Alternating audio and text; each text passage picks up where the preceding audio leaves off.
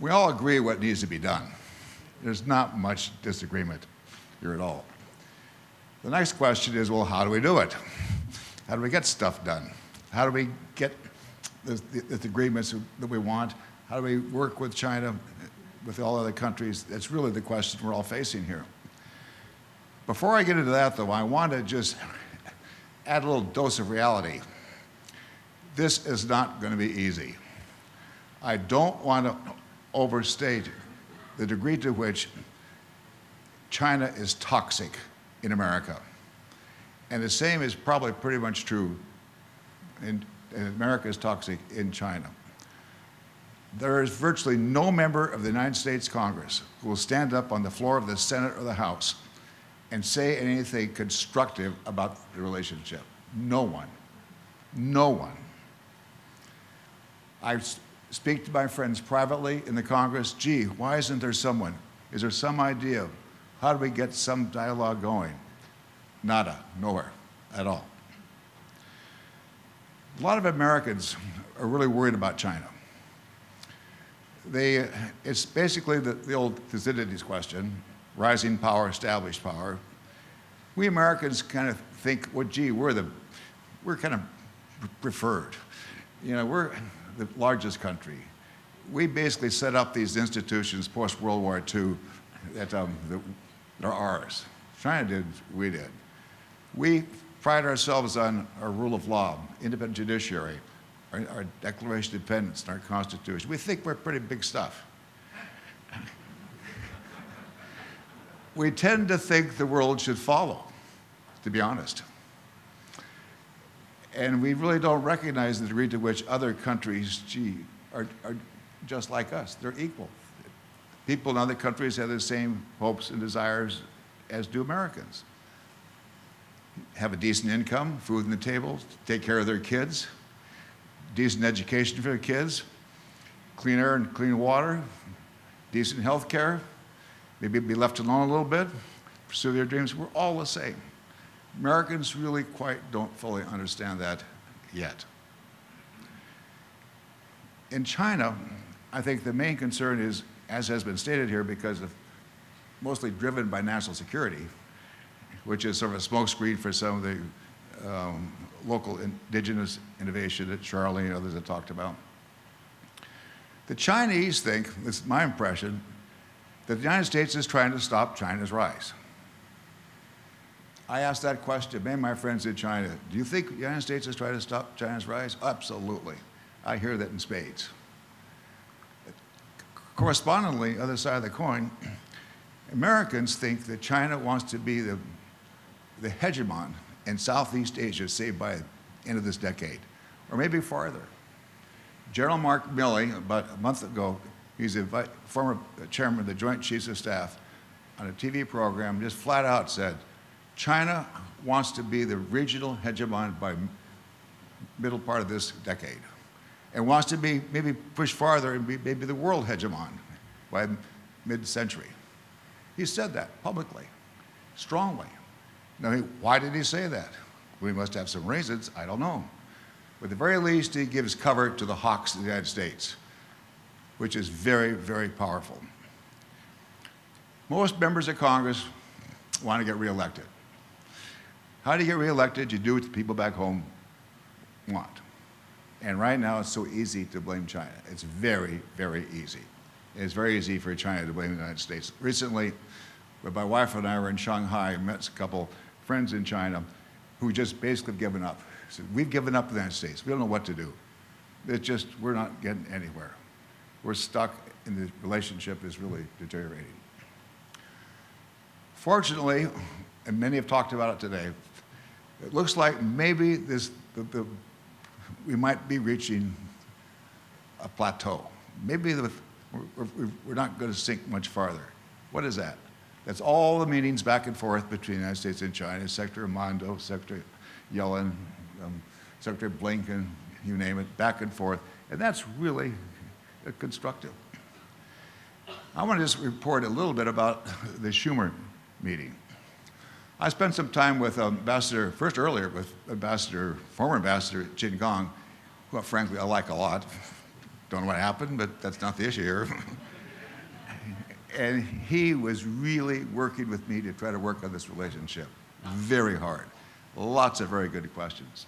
And his successor, Ambassador Xie Feng, is the same. Really good guy. I was very impressed with the statement here today. He clearly cares. He really is stepping up a little bit, and I just want to thank him very much for that. When I talked to Secretary Burns, Secretary Burns told me how hard he worked to make sure the Schumer delegation, when it came to China, worked. And when I talked to Ambassador Xie, he said the same thing. There was a lot of work went into making sure that when that congressional delegation came to Beijing a few weeks ago, that it was very positive. When I was serving as ambassador, a couple of delegations would come over, but no way could I get the leadership to meet with my delegation. Maybe they could meet with the Commerce Minister, maybe they could meet with some of the high-level people, not at all with President Xi. This group, and I've talked to them, they're very impressed. This group met with President Xi for 80 minutes. And they met with other top officials for the same length of time. Add to that, each of the leaders was very well prepared. They knew their brief. They asked lots of very good questions. They made very good points. That was not the case when I had delegations to come over. Those were just formal talking points, talking past each other. This one was real. Add to that, the members of the delegation I've talked to said that the Chinese were really cordial and really friendly. It's clear there's some kind of a charm offensive going on here. There's no doubt about it. Both sides worked really hard for these trips back and forth, the delegation, congressional delegation. Add to that the Shanghai CIE conference just a few days ago. Huge success. More people attended that than the previous conferences, for example. President Xi is going to have over 300, 400 people, businessmen, meet with him personally after he meets with President Biden in San Francisco. There's lots of efforts both sides are putting together to try to help put a floor on this relationship. It's really impressive, frankly. At least that, talking to both the people I mentioned. One member of the delegation was afraid to come over. He said, gee, I'm a Republican. I'll be pilloried by my party if I go over. But the lead Republican is a guy, a guy named Mike Crapo, and this other senator said, well, gee, Mike, if you're going, I guess I can go too. But they were afraid, two Republican senators were very afraid to come over, but at least they did. Some little bit of progress there. I talked to one of those senators later after he came back. He said, Max, I learned a lot in that trip.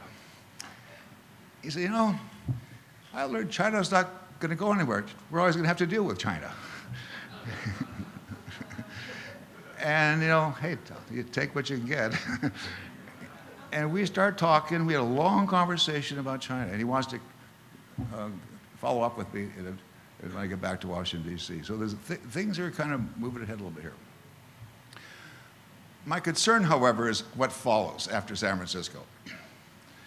Remember, Bali was people kind of felt good about Bali. Bali didn't work out too well for a couple of three reasons in my judgment. One is when leaders meet, they want to work together and so forth, nice sounding statements, but then they go home and they face the local politics at home. They got so much to do at home. It just takes so much time. Both Xi and Biden, I think, face that same problem. And then, of course, the big problem is after Bali, the balloon. So after San Francisco, we can't have any more balloons. We can't have any more mistakes. And we can't be critical of the other. And we can't undertake actions, negative actions, which underline what we agreed to at San Francisco. Post-Bali, the United States acted more export controls. China started to, under its national security laws, started to corral some people in China as well. We can't let that happen. And when I talk to Ambassador Xie and others, I make that point as strong as I can. I met with Vice Premier Hu Feng just a few 4 days ago. That's my main point to him. Just make sure your government, because I'm telling the same thing to my government, don't do anything stupid after San Francisco. You know, just let's keep things going here. Which leads to my next point. It's kind of trite, but in my judgment, it is so important. And that is really honest, continued communication. Vice Premier He told me that, you know, gee, we have these working groups set up, between Raimondo and others, and Wang Wentao, for example. Well, that's fine.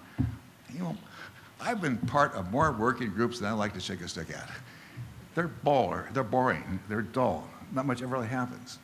So I said to him, make sure these working groups are real, not just turn the crank formalities, but they got to be real, honest. And I said, Mr. Vice Premier, get on the phone, call up Secretary, say, hey, Janet, what about this? Or call up Secretary Raimondo, hey, Gina, what about that? I mean, be honest, direct, it's informal, and just start talking a little bit. And it's really important that we do so much more of that. When I was serving as ambassador, I tried to get work delegations to come over to China. We got a few, but it was really, really hard. And obviously, since Trump was elected, kind of the door closed, and there's not much communication. It's really important for us to get it back. And I really want to thank our youth program, all you kids here get involved, because the more we talk, clearly, the better. So thank you so very much for what you're doing. When I was serving, too, I tried to get conversations to be really candid, be honest. I'd be sitting across the table from somebody, a senior minister. He'd have his talkers prepared by his crack staff. I'd have my talkers prepared by my crack staff. It was boring. Nothing happened. And so I was rude. I would just interrupt mid-sentence. And I'd say, Mr. Minister, that's very interesting. Can you give me an example of that? Can you explain that a little more fully to get him off his talkers? And guess what? They liked it. They liked the candor. They did not have to go through their talkers all the time. Now, they said some of the same things, but still, it was progress. And when cabinet secretaries would come over, I'd make the same point to them: be honest, be direct, don't be too nice, ask questions, be constructive, don't be personal, ask good, positive questions, and oh, you think that okay? Yeah. And it's something I'm just trying to encourage us to do much more of. So I'll finish just a couple of points here. I just can't overemphasize just honest, real communication. You know, Charlene Barabchevsky had a good idea with these formal compacts. I can't quite understand I don't quite know what it all is, Charlene. But I've got an idea too. It's kind of nuts, but it sure work if it were to occur. I think President Biden and President Xi should meet quarterly. Lock it in.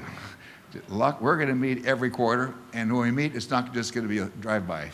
It's going to be a couple, 3 days, and with few people in the room as possible, so you get to talk to each other, get to know each other a little bit, and after 2, 3, or 4 of these, you know, things might start to get a little better, work out a little more positively.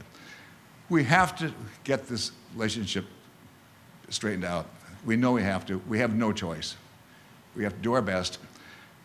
I have a kind of another corny construct. This is what it is. I think the world global tectonic economic shifts have caused this relationship. Rising power, established power, U.S., China. Neither country is going anywhere. China's always going to be here. U.S. is always going to be here. Neither country can get off the globe. We're here. So we got to figure out some way to kind of get along with each other.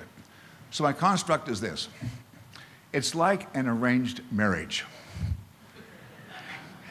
The global forces, geopolitical, have just arranged this relationship. It's here. It's not a marriage based on love. We clearly don't love each other. But it's an arranged marriage. And we're stuck. Neither country can get off this globe. We're here. There's no divorce. We're here. So the real question is, do we try to, in this arranged marriage, do we try to accommodate each other or not? And obviously, the more we accommodate, because we're not going anywhere, the more it's probably going to work out pretty well. So I'll just stop there and say thanks so much.